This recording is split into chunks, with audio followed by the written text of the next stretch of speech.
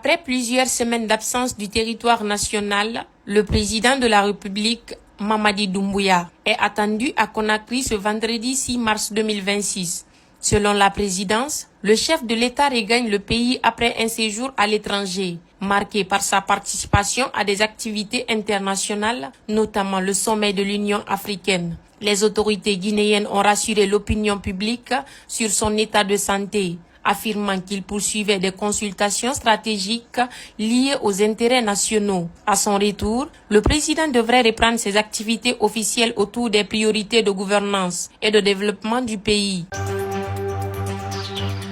Face aux inquiétudes liées à une éventuelle perturbation de l'approvisionnement en carburant, la Société nationale des pétroles et l'Union des consommateurs de Guinée ont tenu à rassurer l'opinion publique ce mardi 3 mars 2026. Dans leur communiqué, ces deux organisations ont signalé que les tensions internationales entre les États-Unis et l'Iran n'ont pour l'instant aucun impact direct sur l'approvisionnement en carburant en Guinée. Ils appellent les gérants de stations-service à éviter toute rétention de stock et invite les citoyens à rester calmes face aux rumeurs de pénurie. Ces déclarations interviennent alors qu'une forte affluence est observée dans plusieurs stations-service de Conakry.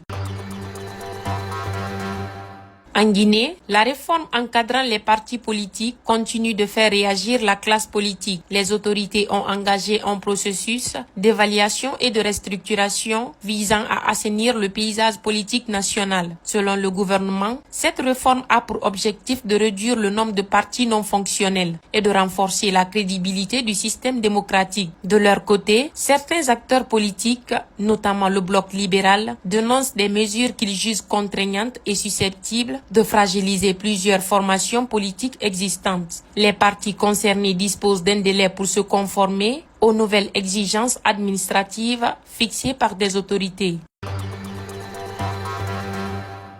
Actualité internationale. La candidature de l'ancien président sénégalais Macky Sall au poste de secrétaire général de l'Organisation des Nations Unies est désormais officielle. Selon les informations publiées par le magazine Jeune Afrique, le dossier de candidature a été transmis à l'ONU par le président burundais Évariste Ndayishimiye, également président en exercice de l'Union africaine. Macky Sall ambitionne de succéder à l'actuel secrétaire général Antonio Guterres, dont le mandat arrive à expiration. Cette candidature relance le débat sur la possible accession d'un dirigeant africain à la tête de l'ONU, dans un contexte où plusieurs États africains plaident pour une meilleure représentativité du continent au sein des grandes institutions internationales. Au Moyen-Orient, le conflit israélo-iranien s'intensifie.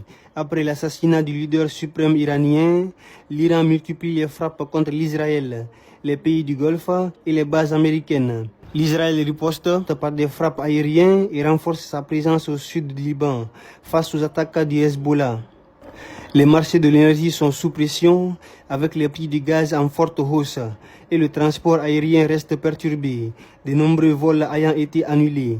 Plusieurs gouvernements recommandent à leurs ressortissants de rester vigilants ou de quitter la région.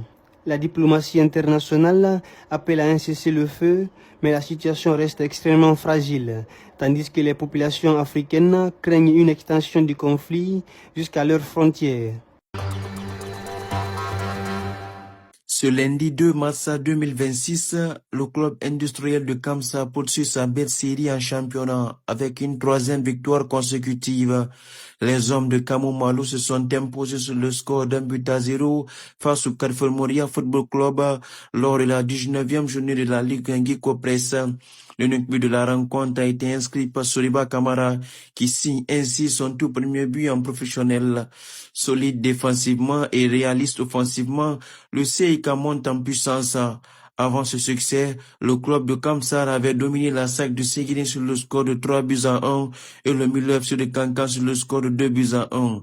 Avec désormais 35 points, le club de Bagataï revient provisoirement à 2 longueurs de podium et à 4 points du leader, relançant pleinement ses ambitions.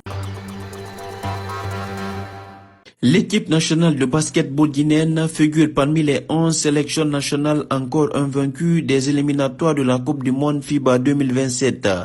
Une performance remarquable du Sili Basket qui confirme la progression du basketball guinéen sur la scène internationale.